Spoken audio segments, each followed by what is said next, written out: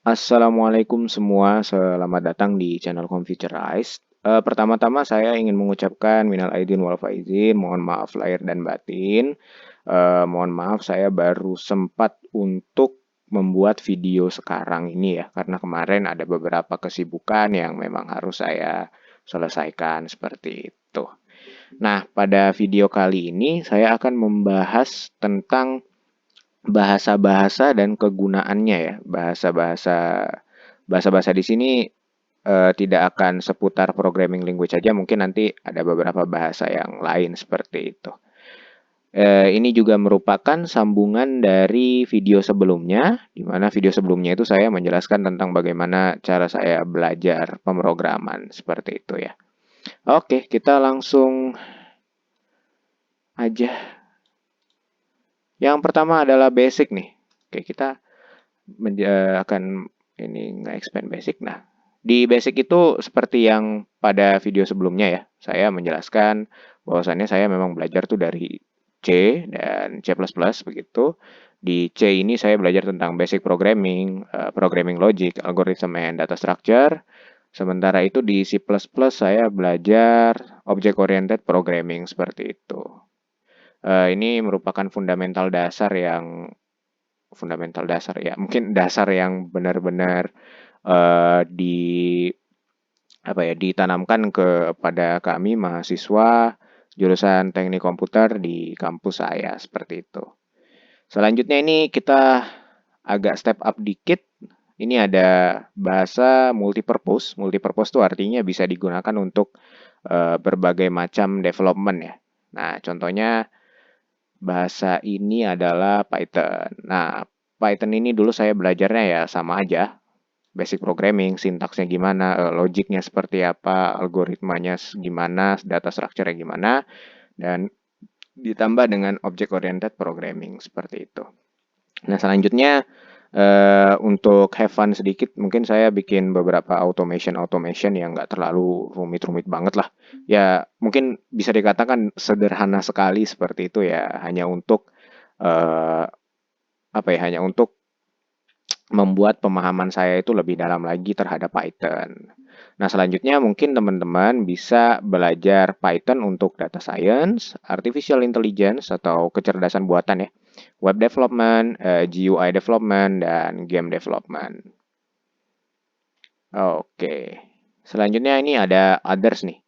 Nah, jadi kalau menurut saya tahun 2021 atau mungkin dari 2020 itu ada dua bahasa yang sedang trending seperti itu. Yang pertama adalah Rust, yang kedua adalah Go. Rust ini dia biasanya digunakan untuk menghandle low level computing. Seperti contohnya Rust ini dia sekarang menjadi salah satu bahasa penyanggah yang mensupport Linux seperti itu. Eh, Rust juga biasanya digunakan untuk pengembangan aplikasi low level yang berskala cukup besar seperti itu. Selanjutnya ada Go. Go ini dia trending di kalangan cloud computing kalau saya nggak salah. Jadi kalau teman-teman pernah tahu tentang Docker, itu setahu saya Docker itu dibuat menggunakan Go. Jadi Go ini dia bisa menghandle apa ya? Menghandle service-service yang seperti itu, begitu. Mungkin teman-teman nanti bisa apa ya? Bisa coba googling Go itu digunakan untuk apa dan Rust juga digunakan untuk apa. Yang jelas dua ini mungkin sekarang saya bilang lagi trending ya.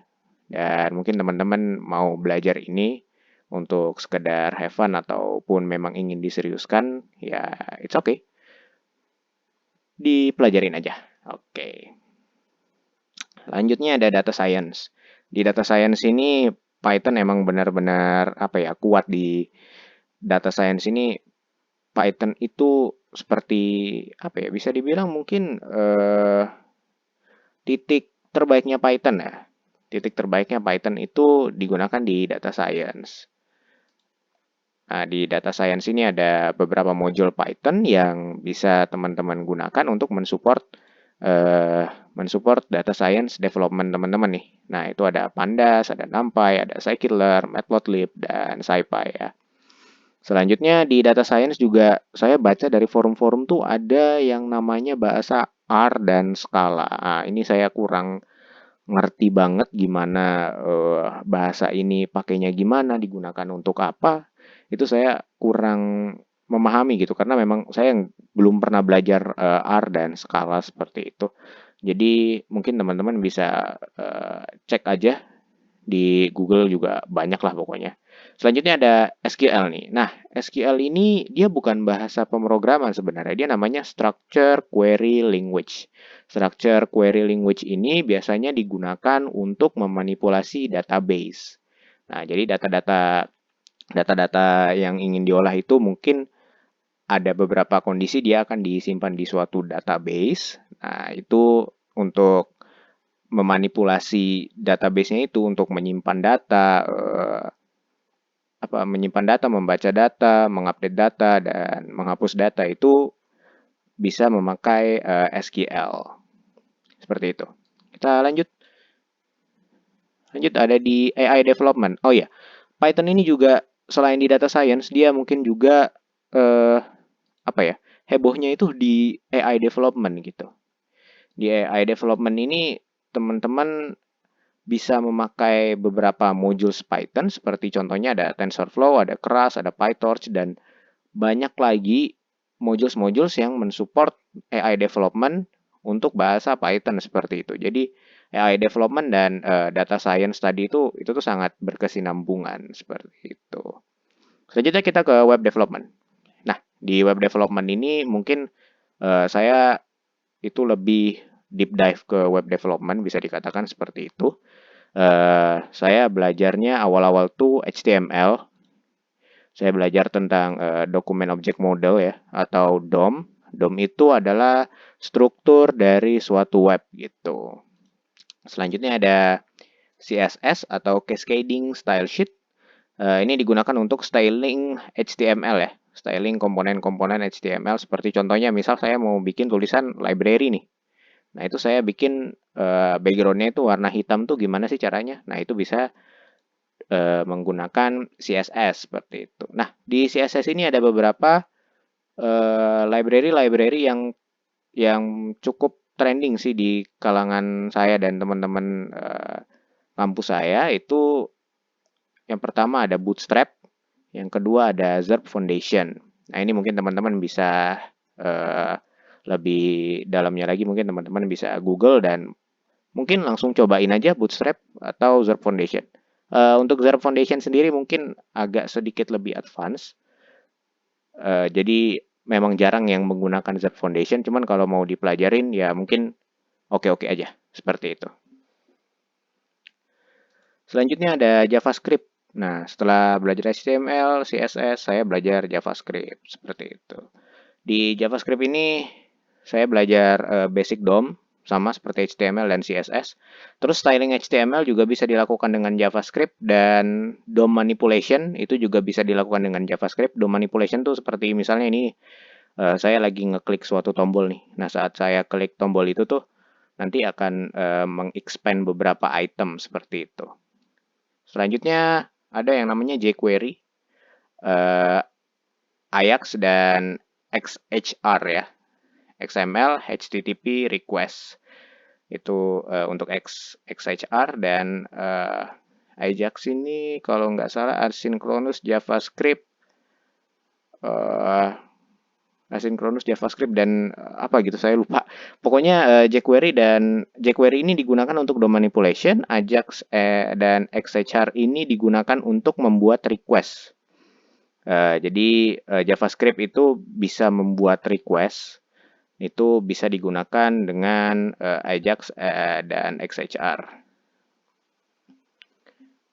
Selanjutnya ada front end nih. Front end itu apa sih? Front end itu yang berhubungan dengan user gitu, seperti tampilan web, button-button web. Nah, itu termasuk ke dalam front end ya. Nah, di front end ini uh, bisa di cover oleh beberapa framework Dari JavaScript itu misalnya ada yang namanya React, ada yang namanya Vue, dan Angular ya. Nah, ini tiga ini framework yang apa ya? Yang digunakan untuk front end dengan bahasa JavaScript seperti itu. Nah, selanjutnya ada backend. Nah, kalau tadi front end itu kan berhubungan dengan user. Nah, backend ini dia berhubungan dengan server seperti itu. Eh, bagaimana interaksi antara user dan server itu diatur dalam ya backend ini seperti itu. Nah, di JavaScript backend sendiri itu bisa menggunakan dua framework ya. Ada yang pertama namanya ada Node.js dan selanjutnya ada Express.js. Nah, ini bisa digunakan untuk backend. Selanjutnya saya belajar tuh PHP. Nah, di PHP ini saya sebenarnya bisa menggunakan PHP native saja, tidak menggunakan framework. Cuman PHP yang native itu mungkin agak sulit ya. Sementara kalau di framework itu mungkin teman-teman akan lebih terbantu. Seperti contohnya lebih secure codingnya dan lebih apa ya? Lebih efisien seperti itu. Nah, di PHP sendiri, PHP ini digunakan untuk backend framework juga, backend language juga. Sementara itu frameworknya ada Laravel dan CodeIgniter. Selanjutnya ada Ruby. Ini saya pernah coba belajar Ruby tapi belum selesai sih. Saya masih pelajarin juga. Di Ruby ini ada Ruby on Rails ya. Ruby on Rails itu frameworknya Ruby untuk web development. Selanjutnya ada Python. Di Python mungkin teman-teman akan belajar tentang Django dan Flask. Dua ini merupakan framework Python juga untuk web development. Oke. Selanjutnya nih ada database nih. Ya, jadi misal teman-teman registrasi ke suatu website kan. Nah, itu username teman-teman, email teman-teman, mungkin apa lagi? Mungkin tempat tanggal lahir kalau misalnya ada age restriction-nya itu semua disimpan di dalam database. Database itu sekarang ada dua, ada yang database yang relational itu biasanya menggunakan SQL dan yang non relational biasanya menggunakan NoSQL. Nah, contoh database itu ada MySQL, ada juga PostgreSQL. Kalau di NoSQL ada MongoDB dan masih banyak lagi eh, yang di luar dari apa yang saya tulis di sini seperti itu. Oke, mungkin untuk web development segitu dan masih banyak lagi sih sebenarnya yang bisa dijelajahi di web development. Ada ASP.NET, ada Spring dan segala macamnya masih banyak lagi. Ini cuman basic-basicnya aja yang saya tulis di sini. Selanjutnya ada mobile dev. Nah, saya selama perkuliahan tuh pernah dapat mobile dev, tapi di mobile devnya khusus untuk Android ya. Nah, di situ saya menggunakan Java dan Kotlin. Mungkin dua ini yang berperan besar dalam Android dev. Selanjutnya ada React Native. React Native ini saya kurang tahu, cuman katanya memang digunakan untuk mobile development gitu. Mungkin saya kurang tahu kalau untuk iOS bisa dengan React Native juga atau tidak, tapi setahu saya digunakan di Android ya. Nah, di Android juga mungkin teman-teman nanti akan menggunakan yang namanya Android Studio seperti itu. Selanjutnya ada iOS. iOS ini apa ya? Mobile dev-nya untuk produk Apple ya. Biasanya iPhone seperti itu. Itu katanya menggunakan Swift, bahasa Swift dan Objective-C. Nah, ini mungkin teman-teman yang lebih paham dengan iOS ini bisa bisa apa ya? Bisa komen aja di bawah gitu apa ini benar seperti itu karena memang saya nggak belum pernah mencoba untuk iOS dev ya seperti itu. Selanjutnya ada cross platform. Nah, cross platform ini apa? Cross platform ini adalah bahasa yang bisa digunakan untuk iOS dan Android. Jadi teman-teman nggak perlu ngoding di Android dan ngoding di Android sendiri dan ngoding di iOS sendiri gitu. Nah, ini bisa cross platform. Bahasanya itu kalau nggak salah namanya Dart dan frameworknya namanya Flutter seperti itu. Nah, ini Dart dan Flutter ini biasa digunakan oleh teman-teman saya yang membuat development untuk startup mereka seperti itu. Jadi ada beberapa teman-teman saya yang udah bikin startup dan ngodingnya itu pakai Dart dan Flutter gitu. Selanjutnya ada game development. Ini saya benar-benar nggak tahu, cuman saya tambahin aja. Game development itu untuk bahasanya katanya memakai C Sharp, Java, C++, dan mungkin juga bisa digunakan Python. Seperti itu, teman-teman. Nah, mungkin untuk video kali ini singkat aja, segitu aja. Saya mohon maaf banget karena memang baru sekarang kosongnya. Jadi mohon dimaklumi.